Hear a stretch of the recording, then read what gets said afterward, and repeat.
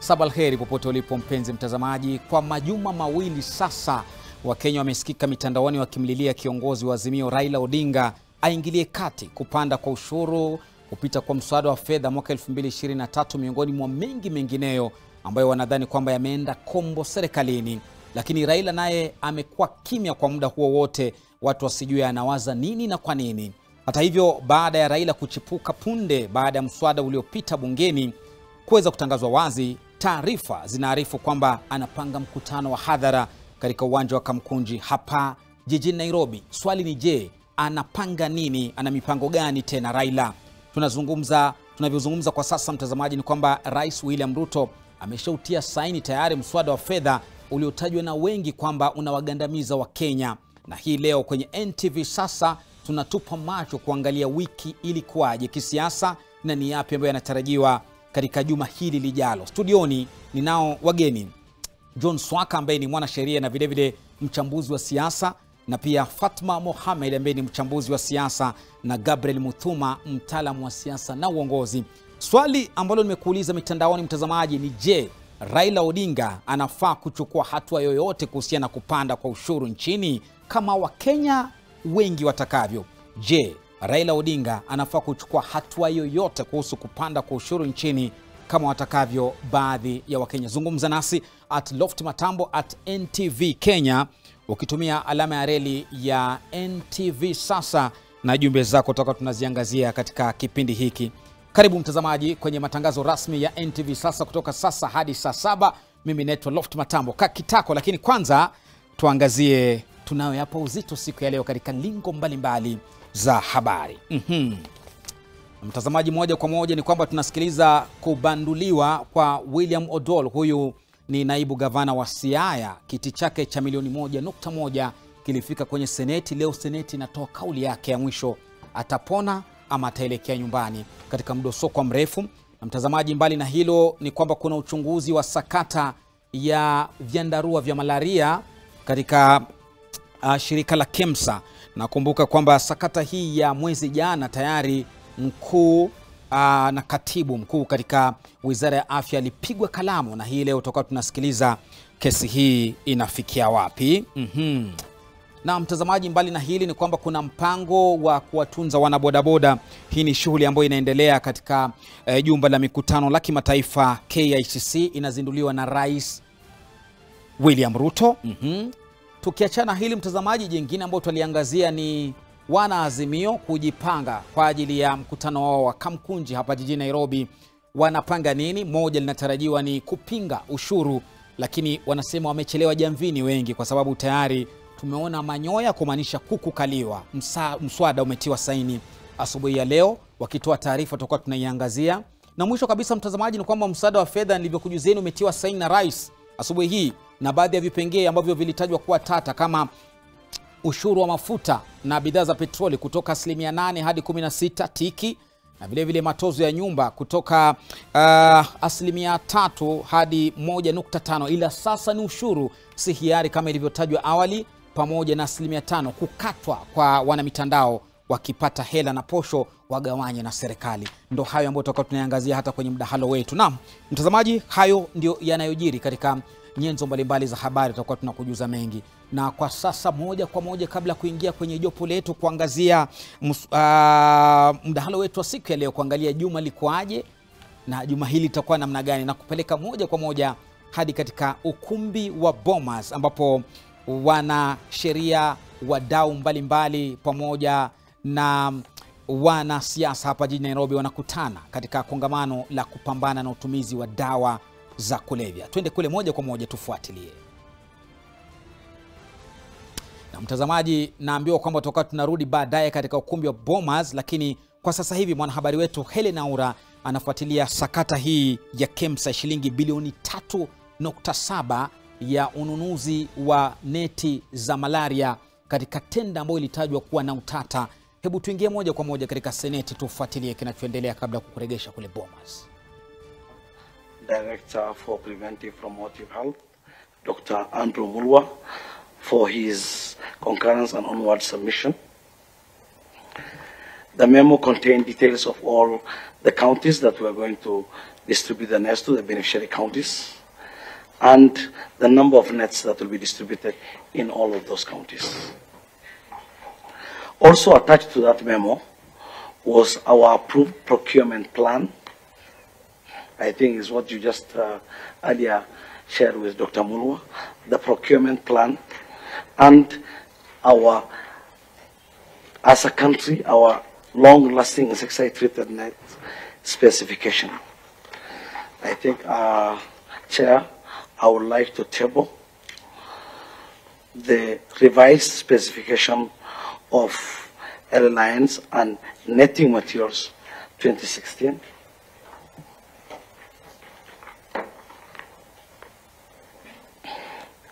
And these specifications have been in use since 2016.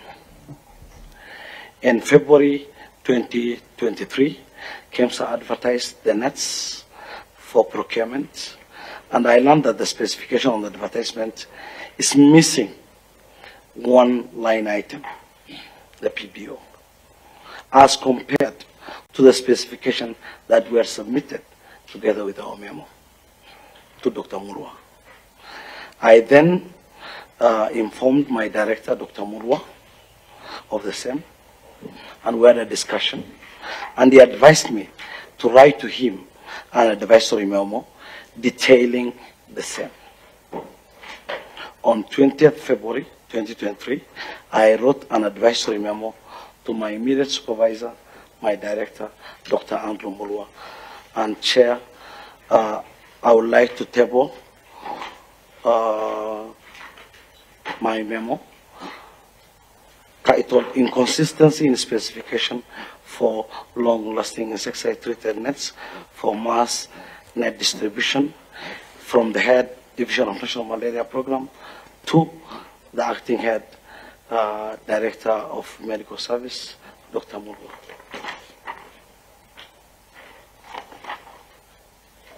As a third attachment. That is all I can state concerning the procurement of the airlines on the role I played. And I think according to our channel of communication, as the head of malaria program, I directly, my memos go to only and only Director Preventive Promotive, Dr. Mulwa. It is his prerogative to either act on it or refer the memo back to me. So all my communications have been directed to and only my director, Dr. Mulwa, sitting next to me. Thank you very much, and maybe when you ask your questions that you have asked earlier, some of them, or most of them, I'll be able to clarify clearly. Thank you. Thank you very much, Dr. Omar. How long have you served as the head of malaria control program? I served as the acting head for malaria program between 26th of April 2022 and 19th of April 2023, basically a year. Before that, where were you? I have been at all levels of management in this country. I've worked in from the lowest level in the sub-county. In Mandera, I worked... No. Okay. I just want to know, where were you before you were appointed the acting? I was at the Division of National Malaria Control Program. As what? I was in charge of case management, a unit within the malaria control program. So you are familiar with the specifications of... Very familiar. Familiar. Very familiar. And you are persuaded that there was an omission on the specification when KEMSA advertised? When we made our request, we submitted with an attachment of our national. We have only one specification as a country for nets, and that's the specification entitled Revised LLIN specification that you have in front of you. And the specification is the same specification that we use as a country for anybody, because that is what guides us. So I'm very familiar with it. So in this case, what is the specific specification on the treatment of the malaria nets? The specification is, there are two types there. There is the first one which refers to the pyrethroid treated nets, and there is the second one which refers to the PBO. Na mtazamaji, ni wakuu katika Wizara ya Afya na vile vile KEMSA wakiulizwa maswali katika kamati ya Seneti kuhusiana na sakata hii ya vyandarua vya mbu ya shilingi bilioni 3.7 ambayo sasa hivi imegeuka kwa sakata. Tayari Daktari Josephine Mburu ambaye alikuwa ni katibu katika Wizara ya Afya alipigwa kalamu na uchunguzi kuanza mwezi Mei, na wameelezea jinsi ambavyo tenda hii ilitangazwa mnamo Februari mwaka 2023, ila kilichojiri baadaye ndo kinatafutwa kujulikana kilikwenda namna gani. Tuondoke pale mtazamaji sasa na kuregesha katika ukumbi wa Bomas ambapo siku ya kupambana mihadarati inaadhimishwa. Hebu tuvuke kule tusikie wadau wanasema nini. Wholesome life. Ladies and gentlemen, besides these control mechanisms and penalization of benefactors of these trades, we are now reorienting our drug and alcohol policy towards treatment, rehabilitation, and support of those who are affected. To serve as an example, we have begun sowing seeds of change from within, and our focus is on our security officers. Many of us may not be aware that some of our security officers are direct victims of drugs and alcohol abuse. These brave men and women confront harrowing situations. Some of them come face to face with life-threatening risks. Some of them have had to contend with trauma, prolonged exposure to high-stress environments, and yet we expect them to bear the weight of our national security without failure. This is where work-related stress creeps in. It is with a heavy heart that we acknowledge this harsh reality. As part of our ongoing security sector reforms, we have prioritized improvement of our officers' welfare and more access to mental health support. We acknowledge the comprehensive support system put in place by NACADA and other stakeholders, but it is also our intention to escalate counseling services and stress management programs to avert the destructive path of substance abuse. On this note, I want to applaud the theme of this year's International Day Against Drug Abuse and Illicit Trafficking. We have been called to stop stigma and discrimination and strengthen prevention. Apart from the reforms, the ministry is progressively fostering a culture of open dialogue amongst our officers. We are telling them, if you are an alcoholic and a drug addict, then you are of no use in our country's security sector as an officer. But not just that. There is a program that then we are working on towards rehabilitation, and also for those who are rehabilitated to be the ambassadors towards ensuring that we address the challenge that comes with drug abuse.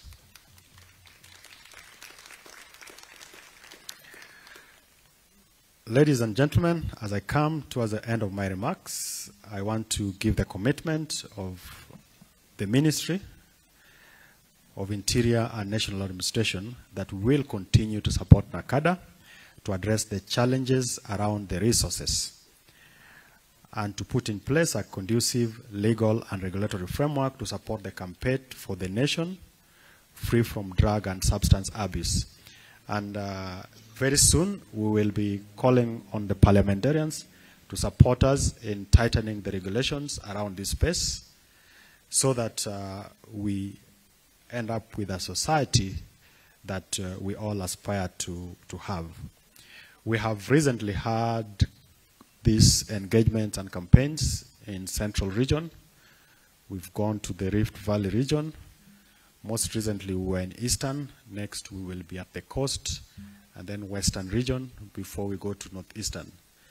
And this just goes to demonstrate the seriousness with which the administration of President Ruto is taking to ensure that we have a society that is progressive, a society that is not just turning a blind eye on the effects of what some of the individuals who partake in the trade of illicit brews and drugs and substances who are involved in trafficking expose our society to.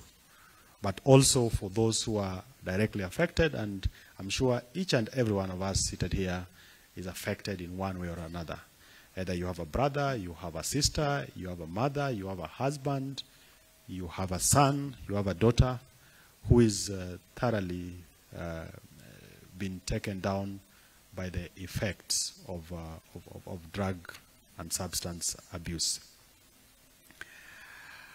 I want to commend the work that is being done by our partners, particularly within the civil society, and also the UN ODC in trying to help make this society a greater society.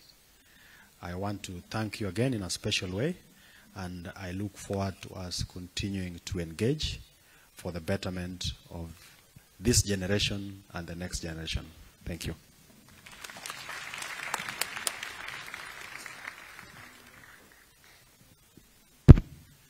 Thank you, Bwana PS, for those words of encouragement, wisdom.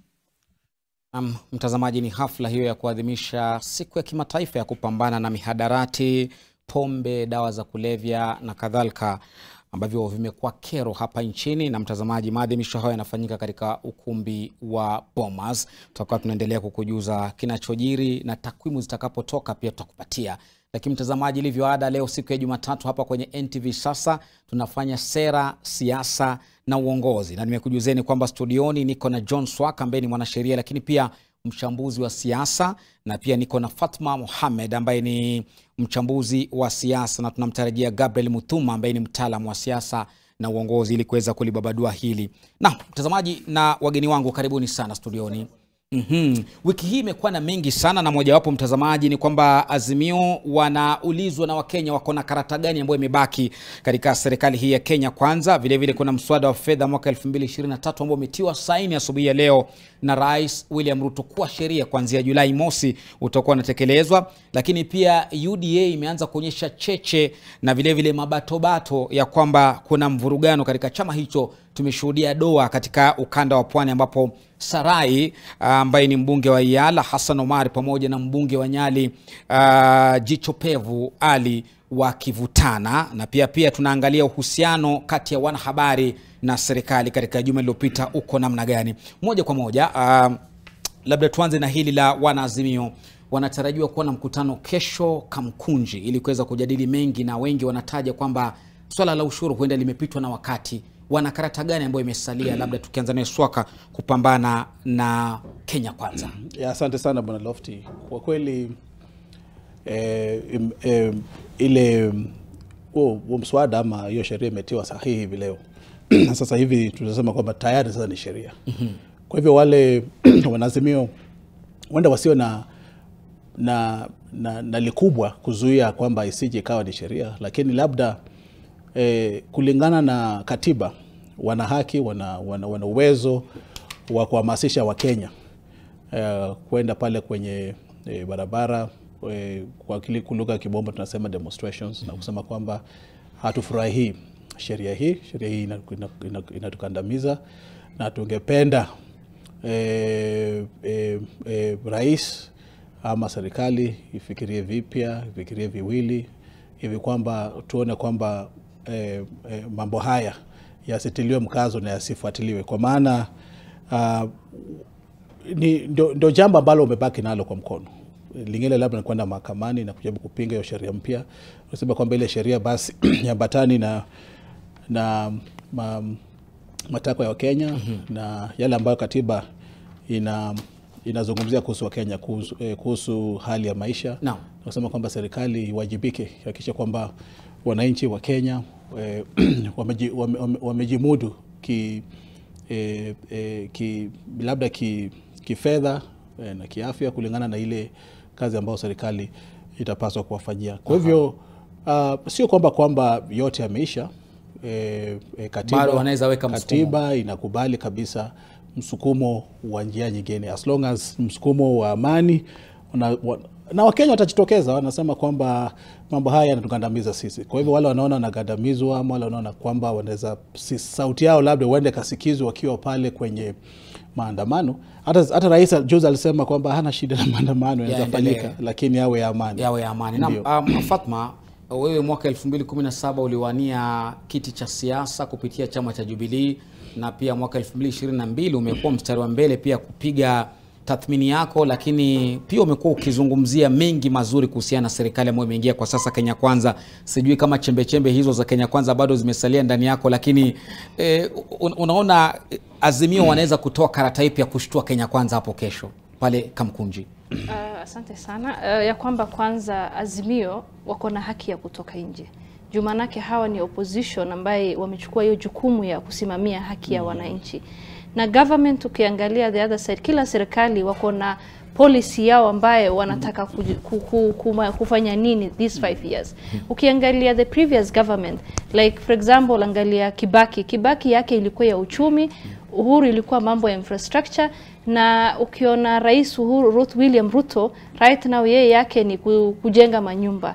So mambo za maisha gharama si Kenya peke yake tukiangalia right now.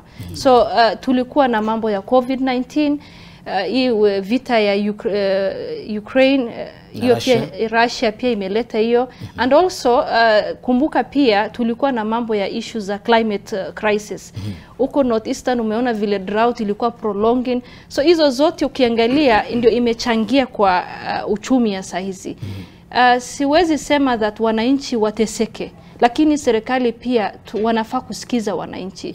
Juu hizi tax zote, kama unaongeza tax saizi, ushaongeza mishahara ya mwenye unaenda kukata mishahara yake. Unafaa kuanza na mshahara kwanza. Kwanza uanze na mshahara, ongeza mishahara. Ndio unasema tukiongeza mshahara, sisi tuko na target ya kujenga nyumba like 1 million houses.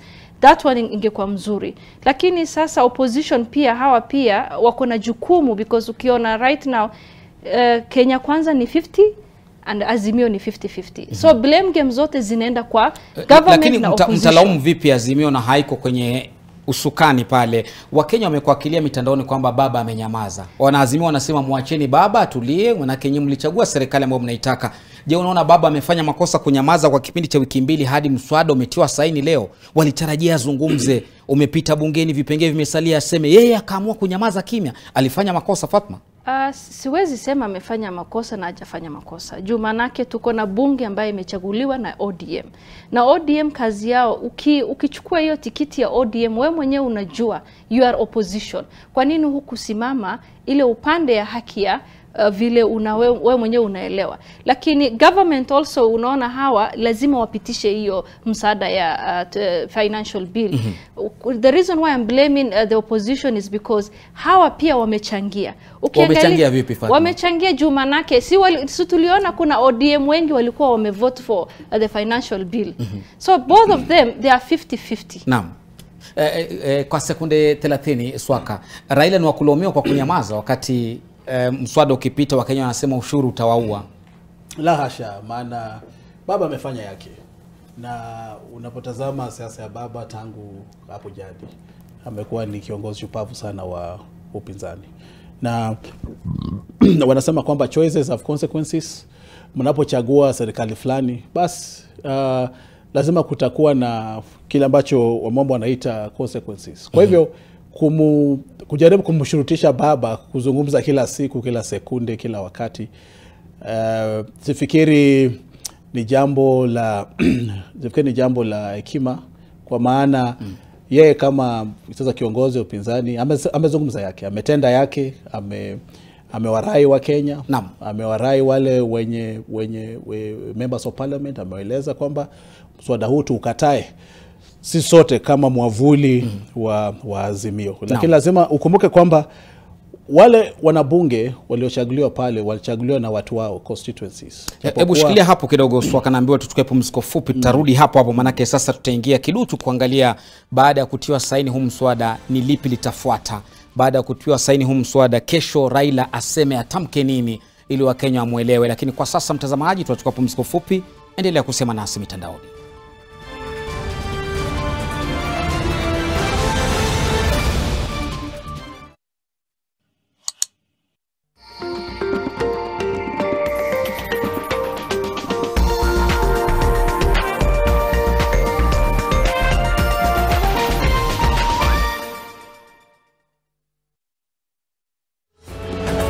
Blended learning has transformed the educational landscape, opening up a world of possibilities for educators and students. Can you tell us how technology has become sort of critical to the learning experience in classrooms today, and more importantly for the teacher, the parents and the students? Learning becomes more impactful for the learners because you can explain difficult concepts. It's also assisting us as teachers to come up with a parental engagement in the education of their children. There has been a great change in our learners' attitude. They wake up every day looking towards learning. Catch us on Monday, 26th June 2023 at 6 p.m. East African Time on NTV Kenya on this insightful conversation on the state of blended learning in Kenya.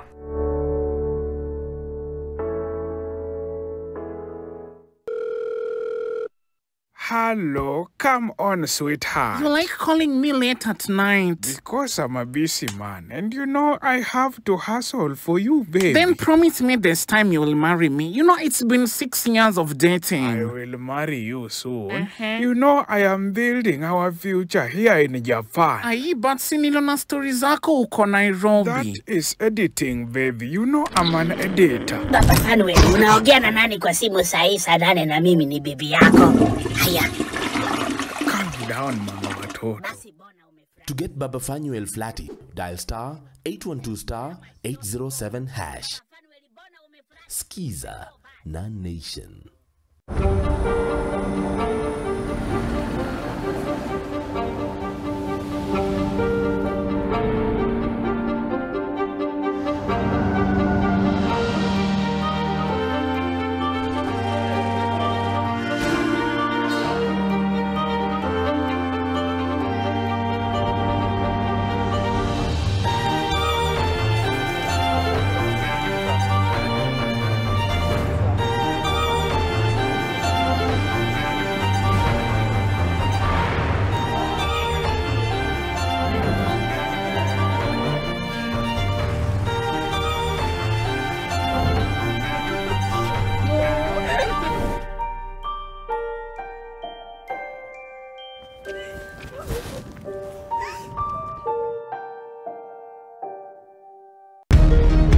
I want each and every one of you to stay vigilant. Any drug case as complicated as this one requires a lot of work. Wait, kwani ili hapa? Zangu zilikuwa tu mabobe. Bobe ati peke yangu. Kwani kulikuwa na mtu mwingine kunisaidia? Enda itoke ama ndio utakula kopa. Jemo, nganya inatoka leo. Wala usiniambie umseme hepana doe. Jemo, tulia. How do you keep your toilets clean? I use normal detergent and bleach for washing. The detergent and bleach cleanless can leave behind yellowness, rust, and germs. Harpic's 10 times better cleaning compared to regular detergents and bleach, and kills 99.9% illness-causing germs in your toilet, including the COVID-19 virus.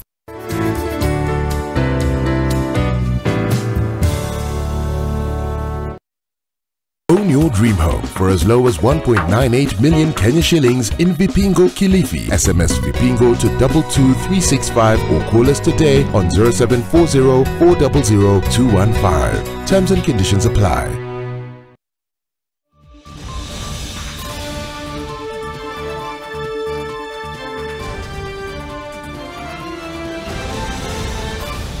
And it is also true that, as we said, the finance bill was vilified with a lot of lies and a lot of propaganda. And those who are misinforming Kenyans using lies and propaganda are our competitors in the political field.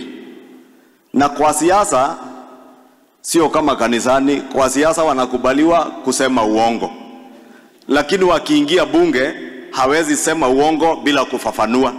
That is why you saw when we came to voting, because they could not lie.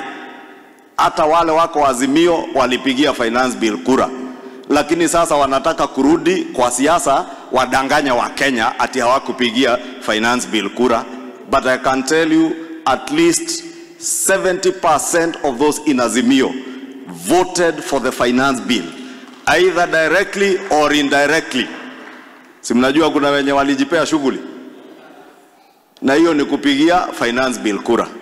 The other truth is that 84% of members of parliament in Azimio, as they vilify the finance bill, if you... Huyo ni kiongozi wa wengi Kimani Ichung'wah pale akizungumza jana tu kuhusiana na ni kwa nini mswada huu ulipita na hakuna jipe jingine. Swaka, kabla kwenda pumzikoni, nimekukata kidogo kalima ukizungumzia swala hili, na manake Wakenya wameanza kuzungumza kwamba walitamani sauti ya baba labda ingewabadilisha nia. Hawa ambaye nasema walitoka nje ya bunge, wengine hawakupiga, nasema 70% ya wanaazimio walipiga. Walaumiwe vipi wanaazimio anavyosema Kimani? Asante sana. Shari, tukumbuke kwamba vyama vyote tanzo vilivyo kwenye muungano wa Azimio, kwenye muungano wa Azimio, tuko na ile kitu ambao wanaita PGA, Parliamentary Group Meeting or Association. Wanapokutana wote wanajirai nyuma ya jambo fulani. Sema kwamba mswada huu, position yetu kama kama upinzani ni haya, na wale ambao kwenye serikali Kenya Kwanza nao pia wanakuwa na parliamentary group meeting, wanakubaliana kwamba sisi tunachukua position hii. Sasa sijui ni wapi ambapo walikosea, maana walipaswa kuwa na sauti moja na kusema kwamba sisi kama watu wa Azimio upande wetu tumeamua kukataa ama kukubali. Lakini tena shatu kumbuke kwamba japokuwa uko chini ya mwavuli wa Azimio, lakini tena wale wanabunge wanawakilisha wana constituencies wao. So saa zingine wanasema kwamba tumesikia sauti ya watu wetu, wanasema kwamba wangependa jambo hili lifanyike ama hili lisifanyike. Kwa hapo ningependa kusema kwamba turudi kwenye leadership ya Azimio ama uongozi wa Azimio. Waseme kwamba je, walikuwa na mkutano hapo awali ambao uliamua kwamba wawe ama wapige kura kwa msingi fulani ama kwa mstari fulani. Maana hivyo ndio siasa inafanyika katika developed democracies. Kwamba mnachukua position moja na mkubaliana nyote na mnakwama pale. Lakini ikiwa mtakuwa na yule anatoka huku anapita kule wala hawakuji, basi mtapoteza. Na mnapopoteza ni sharti mkae tena chini mjue tulipoteza kwa nini and nini kingine ambacho tutafanya. Kwa maana baba anapoongoza mwavuli ule coalition ya Azimio, hata kuna uwezo wa kuja pale na kuhakikisha kwamba watu wote wanapiga kura, yeye anaongoza kutoka nje jinsi ambavyo angependa ama jinsi ambavyo upinzani ungependa. Kwa hivyo ni sharti wale viongozi wa makinike wajue kwamba either tuko upande wa serikali ama tuko upande wa upinzani, na ama ikiwa nitapiga kura na upande wa serikali, niko na sababu zangu, na sababu zangu ni hizi. Ziweke wazi, wacha watu waelewe. Wamshomba alisimama akasema japokuwa niko kwa serikali nimekataa mswada huu kwa ajili unagandamiza watu wangu, unafinyilia watu wangu. So hivi kwamba mtu akimuuliza anasema kwamba sababu ilionifanya nifanya haya na yale ni 1, 2, 3. Kwa hivyo tungependa kupata ufahamisho kwamba je, ni kwa ajili gani walipiga kwenye misingi hiyo na ile na ile. Safi kabisa. Fatma, ushatiwa saini mswada tulivyosema. Kuna baadhi ya vipengele ambao watu walitaja kuwa tata japo vililegezwa kidogo. Kwa mfano makato kwa wanamitandao kutoka 15% sasa watakatwa 5. Kodi ya nyumba ambayo ilikuwa inafaa ama makato ya nyumba kutoka 3% sasa ni 1.5, ila sasa ni ushuru. Na pia kupanda kwa bei za bidhaa za petroli kutoka 8% hadi 16, na hili likiwa ndo linatarajiwa kutimizwa kutoka tarehe 1 Julai. Wakenya wajiandae vipi? Manake tunasema ukiona manyoya jua kuku kaliwa. hakuna tena kumregesha kwa hai, amechinjwa ndio maana akatolewa manyoya. Tukubali hali, lakini Wakenya wajiandae vipi kusonga mbele? Ya kwamba kwanza hii itatupatia fursa ya kuchagua uchaguzi mwingine. Manake ukiona saizi tukisema baba kwa nini amenyamaza? Kwa nini Ruto alileta hii msaada kwa bunge? Shida zote ambayo tuko nazo kama sisi Kenyans, shida ya number 1 ni watu ambaye tunachagua. Watu wengi hatujui maana ya kuchaguana na bunge. Bunge unadhani ni mtu yoyote tu unaweza mpatia kura yako, aende tu akae huko apige kalele. Sio hivyo. Juu sahi tukiteseka, mimi najua 2027 tuta make a better decision as a Kenyans. But sahi tutakubali tutateseka. Kwani unavyozungumza Fatma, wewe huu mswada hupendi na serikali imeeleza wazi kwamba ni wa kusaidia kuleta ajira haswa katika ujenzi wa nyumba ambazo ni nyumba 2.5 kila mwaka. Imezungumza vitu vingi sana, kutoa ajira kwa watu, kwa vijana wetu na kadhalika. We huoni kama utawasaidia Wakenya mswada? Inaweza saidia. Mtu kama mimi napenda nyumba sana. Kwanza mkipewa nyumba, nitarentisha kwa mtu mwingine anipe pesa. Nyumba ni kitu muhimu sana. Lakini kabla hujaweka hiyo tax kwa wananchi, lazima ujue huyu mtu anachukua mishahara yake ni ngapi. Hiyo mishahara ndio lazima unaweza kata ama unaweza ongeza. Ukiongeza kata, kama hujaongeza unakata nini? Manake huyo mtu akona mtoto ambaye analipa school fees, kuna medical bills that he or she must pay, kuna bills za nyumbani, electricity.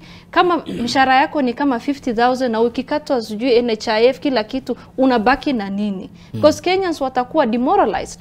To be honest speaking, sisi wananchi ndio tunateseka sana. So ukiangalia the government and the opposition side, wote ukiangalia na hii kitu yote ambaye dunia ina happen, Ukraine, climate crisis and everything, hakuna mtu yoyote ako karibu kuzungumza hiyo shida zetu. Kwa hivyo unasema hili ni funzo kwa Wakenya. Yes. Mimi naona ni msaada kwa Wakenya. Sijui Fatma amebadilisha vipi sera ya serikali kuwa funzo kwa Wakenya kwa ajili ya uchaguzi mkuu mwaka 2027, lakini nafikiria tukiendelea na kipenge hiki cha mswada wa fedha kutiwa saini tutazungumza hadi kesho. Tubadilishe gia kidogo mtazamaji. Na siku 2 zilizopita kulikuwa na kindumbwe patashika nguo kuchanika kule Mombasa, wakati ambapo kulikuwa na kongamano la mkutano wa UDA tawi la kule, na tulimuona Mohamed Ali Jichopevu pamoja na Hassan Sarai ambaye ni mbunge wa Iyala wakivutana mashati kutumia wafuasi wao. Hebu tusikize picha kidogo kulikuwa namna gani kabla kuingia kuangalia je UDA inaingia doa ama namna gani. Tunasema kama chama tunahimiza demokrasia, tunasema kila mtu wa campaign na kila mtu alete members wake katika chama, lakini tuwe na hali ya utulivu. Sisi twasema kutakuwa na election na kila mtu ako na hiari na uhuru wa kusimamia election. Mimi nataka kumwambia Hassan Sarai, mwanzo wa ngoma ni lele, na umetangaza vita, tutaendelea na hii vita mpaka tumalize. Tunaondoka ground, tuone mwanaume ni nani, mwanamke ni nani, na ni nani atazaa ng'ombe katika hii chama ya UDA. Tunaenda kuchukulia hatua wale watu ambao wanajaribu kuleta fujo katika chama, kwa sababu chama chetu cha UDA ni chama cha amani, ni chama cha demokrasia. So tunaenda kuleta kuhakikisha kwamba tumechunguza mambo haya. Swaka, kunani UDA? Wanasiasa ni wale. Wacha niseme hivyo. Kwa maana unapotazama historia ya hapa karibuni, wawili hao walikuwa kwenye ODM na tena kukawa na hali ya mpite. Unasema ni wageni UDA? Kwao ni ODM. Wale hapo awali tuliona rapsha kwenye ODM. Hivyo wakasema kwamba mambo haya hatutakubali, tumesukumwa, watu wakaanza kulumbana katika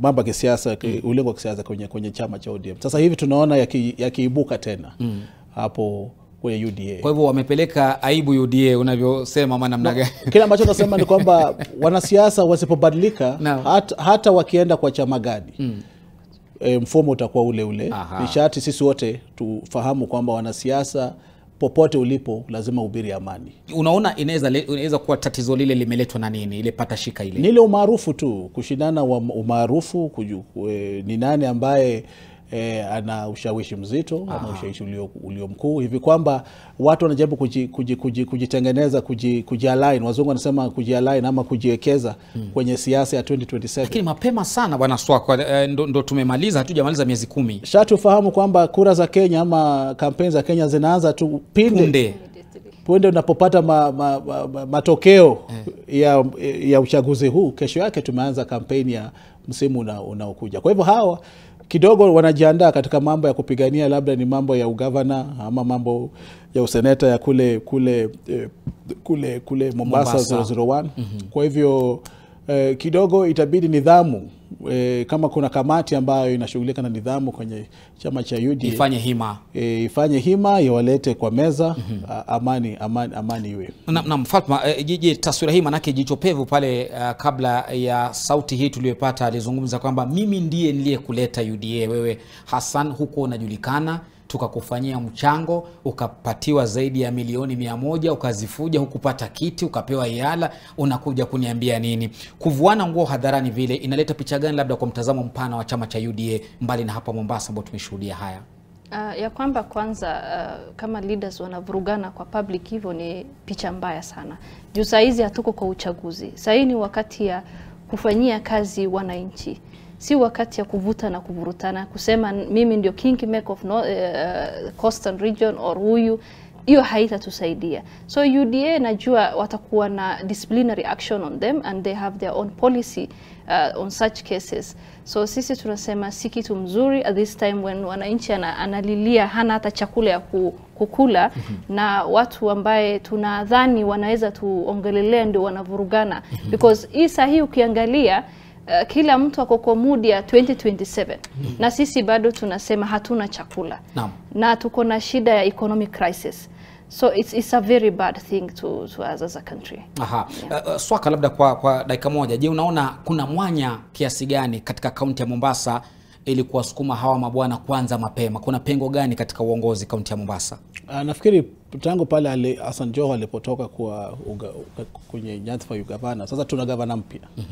Gavana mpya yuko kwa muhula wa kwanza. Kidogo wale najua wanafahamu kisiasa kwamba mnapoanza kulumbana, kusukumana mapema na kuleta dosari kwenye serikali iliyoko hivi sasa, huenda ukapata mpenyo mapema. Lakini sote tuwafahamu jinsi mwenzangu hapa ametueleza, bado ni mapema. Wakenya kuna mambo mengi ambayo yanawakera Wakenya hivi sasa. Mambo ya lishe, mambo ya ajira, mambo ya afya. Hivi sasa kidogo watu wako tayari kuanza kujilumba kwenye mambo ya siasa ya 2027. Kile ambacho wanasiasa wanapaswa kufanya ni kuhakikisha kwamba ile manifesto waliopatia wa Kenya kusema tutawafanyia haya na yale, mambo hayo yameanza kutimizwa. Ndio maana tunaona kuna joto jingi unapokuja kwa mambo ya finance bill. Kwa maana manifesto haikusema mambo ya finance bill hapo awali, ilisema mambo ya wana bodaboda, mama mboga, kwamba hawa tunapoingia kwenye kiti maisha yao yatabadilika. Lakini unapata kwamba sasa mambo ya taxation, mambo ya ushuru yamezidi kuwakera wa Kenya, hivi kwamba hamna ile uongezeo wa ajira ama wa pesa ama wa malipo. Lakini tumeanza sasa kuona kwamba yale mambo ambayo yanaongezeka ni mambo ya ushuru. So tunapata kwamba kidogo Wakenya walipokaa hivi leo kidogo wanahisi joto, wamehujumiwa. Kabla kuondoka katika swala hili la UDA, wapo kuna doa ama ndoa inaendelea. Fatma, je, manake kaunti ya Mombasa kuna gavana Abdulswamad Sharif Nassir na anafaa kuwa jogoo ambaye anawika Mombasa. Tukiona cheche kama hizi ni kumaanisha wanamuona hatoshi mboga ndio wanaanza kukuma kuingia katika himaya yake, ama tunasoma nini katika siasa? Kwanza governor ni ODM. Na hao wengine pia ni UDA. Hiyo ndio tofauti, because wanajipanga kusimama governor. Vile naona vile wanavurutana, maybe Mohamed Ali is preparing to vie for governor ama Hassan. So si kitu ambaye ina cross line ya governor. Governor ako different political party. Hii ni within the house of UDA. Sorry. UDA. Ni vita vyao katika nyumba yao. You know, UDA, it's a new party. ilianzwa tu juzi hii election. So kila mtu anang'ang'ana kusema that mimi ndio wa kusema kwa hii political party. So ni harakati ya sisi ndio kujipanga. tulitengeneza chama. Ni harakati ya kujipanga kusema huyu ndio Kingmeng na huyu yule alikuja mwisho yangu, mimi ndio nimekuleta, nimekupatia. Hiyo yote ni kujipanga 2027. Na saizi ni mapema, mimi nasema hivyo. Juu si wakati ambaye tunavurugana hivyo. Ikifika 2026 hizi vitu zote tuanze hiyo wakati. But saizi tuongelelee mambo ya kuleta chakula nchini. Aha. Na Fatma pamoja na Swaka wanasema ni mapema sana jamani, msikate mbeleko na mtoto hajazaliwa. Anaweza toka mtoto wa kike, mmekata nguo za kiume, itakuwa namna gani? Haya mtazamaji, tuangalie. Kumekuwa na kindumbwe pia, wanahabari tumepigwa mawe, si mishale na kadhalika, na serikali imejitokeza wazi kutoa kauli zake. Nataka tuangalie uhusiano baina ya serikali na wanahabari uko namna gani. Tusikie kauli ya Dennis Itumbi ambaye ni mwandani wa Rais William Ruto, wakizungumza jana kuhusiana na hali ilivyo, na hata naibu rais Rigathi Gachagua alisikika akisema sasa wamepata mtetezi wao ni Waziri Moses Kuria ambaye anapiga vijembe wanahabari. Tusikize. Na nyinyi mtakangi ukweli. For a long time nyinyi ndio mlikuwa mnaambia wengine wamekosea. Sasa mpira imebadilika. Wakati ya kuambia nyinyi mmepotea umefika. We don't have a problem with you writing what you may, and we will defend you for what you write and may. But if you write what is wrong, we will counter you with system ya fact and do not complain. Because you can say what you may, but we must say what the church has told us, to unleash our full potential in spirit and in truth. Fatma unacheka. Uhusiano huu kati ya wanahabari na serikali unatatizwa na nini? Kwanza wanahabari wako na haki ya kuleta kila information kwa wananchi. Hiyo ni kazi yao. Na serikali pia hawafai kuact kama opposition. Saizi nikiangalia minister vile anaongea, that is not good, because anaongea kama yeye ni opposition. Hiyo hafai kuongea kama hivi, because kama wewe ni mama ama wewe ni baba mtoto, lazima utakuwa na namna ya kuongelesha mtoto wako. Unasema wanahabari na vyombo vya habari ni watoto wa serikali. Sio serikali. Wazungumuze ni kama wanaongea na No, I'm not saying that. What I'm saying that serikali wanafaa kuongea kama serikali. Hawafai kuongea kama opposition.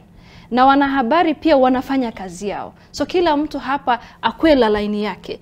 Lakini serikali, mtu ambaye minister anaongea vitu kama hiyo, it's even bad for the country. It's not something good, because we have to be a responsible citizen. We have to have a responsible leaders also, because kama wewe umechaguliwa na wewe ni serikali, kwa nini unatusi? Kuna njia ambayo unafaa kuongelesha wanahabari. There's a way you can communicate with the journalist also. So hii ya kuandika kwa mtandao na kutusi, hiyo ni image mbaya sana kwa nchi yetu. Juu hata ukienda nchi za jirani yenyewe watatudharau. Watatuambia kama leaders zenu wanakaa hivi na nyinyi je mtakaaje. So it's a bad image for us as a country. And the government also need to change their also tones, because not only kwa wanahabari pia, also ukiona wakienda kwa hizi function za worshiping centers, vile wanaongea hawaongei kama serikali, wanaongea kama opposition. So mimi tumechagua Rais Ruto, lakini bado leo hii hata nimechanganyikiwa nani opposition. So ukoona like ana-attack kila mtu, huyu anaongea vile anataka yule, because ukiona government wako na system yao ya kuongelesha. Wanasema wako na system ya facts, alivyosema Dennis Itumbi. No, we are not talking fact. What we want is an image. Hatutaki kuona isai uchaguzi imeisha. Let them speak like a government. Let them not talk like an opposition. Why do they attack everybody? That is very bad. Swaka, wewe unaonaje, nani kamchokoza mwenzake kwanza kati ya serikali na wanahabari? Anavyoelezea kwamba kila mtu abaki katika line yake, lakini ni kama kuna mmoja hapa ni mchokozi. Swaka, nani huyu? Asante Lofty. Nishati tujue kwamba uchaguzi uliisha. Nishati tufahamu kwamba kisasi haileti faida. Serikali huenda ikawa na kisasi kwamba media jinsi ambavyo wanasema walikuwa ni marafiki wa upinzani wao. Sasa hivi wanaona ni kama wanazidi kuinua zile sera za upinzani. Lakini cha tufahamu kwamba jinsi mwenzangu amesema, unapoingia kwenye kiti pale ukae kama serikali, wewe ni serikali. Na ni serikali ya watu wote, hata media wako chini ya serikali. So la nishati yale maneno ambayo yanazungumzwa kutoka kwa waziri, kutoka kwa maafisa wa serikali, yawe ni maneno ambayo yataleta Wakenya pamoja, including stakeholders wote, kama media, ziwe ni public institutions, ziwe ni other arms of the government, kwamba maneno ambayo yanazungumzwa na maafisa wa serikali ni maneno ya kuleta amani kwenye nchi. Mtoto wangu ataniuliza, Daddy, what is the meaning of the word prostitute? Utajibu namna gani? Kwa maana haya ni maneno ambayo tena kwa Kiswahili linatoka vibaya zaidi. Tafadhali Kiingereza. Na yeye alitumia Kiswahili. Yanazungumzwa hadharani, watoto wakisikia. So sifikiri kuna any excuse ama kuna jambo lolote ambalo linaweza funika cosmetize lifanye kwamba mambo hayo yawe ni mambo ya msingi ama mambo mema. Ni sharti serikali ielezwe kwamba maafisa wa serikali they toe the line, wakuwe watu ambao wanazungumza maneno ambayo yanaleta haki na uridhiano katikati ya Wakenya. Safi mtazamaji, niko na jumbe hapa zaidi ya 2000 ambazo umezituma kwenye mtandao na nitakuwa nasoma 2-3 kabla ya kuhitimisha. Mzalendo anasema yani Ruto ametia saini mkataba mswada huu wa fedha kwa sheria, alafu tayari naona kuna pendekezo lingine la mswada wa NHIF. Jamaa ako mboka nini? Sielewi. Jamaa ako mboka vibaya sana. Mtukufu Rais ameamua Wakenya kupumzika ni mbinguni. Sidhani kama kutoa ushuru ni kufa, ndio utaje kwamba kupumzika ni mbinguni, lakini ndo mawazo yake mzalendo. Senior Okunyo Powera anasema naam, Jamii Lofty, katika swali uliouliza kama Raila Odinga anafaa kufanya kitu, ni kweli. Anafaa kuwajibikia hela alizotumia katika msururu mzima wa mswada wa BBI ambayo yalitangazwa na mahakama kuwa ni kinyume cha sheria. Vile vile nchi yetu ilipoteza fedha nyingi wakati wa handshake. Anafaa pia kujitoa waziwazi na kuzungumzia ukweli huo. Asante sana. Huyu ni Okunyo Powell, ujumbe mzuri sana. Michael Mutinda anasema Raila amekuwa akichukua hatua tangu mwaka 1980 na sio ni jipya mimi Lofty, kwa hivyo acha endelee kunyamaza.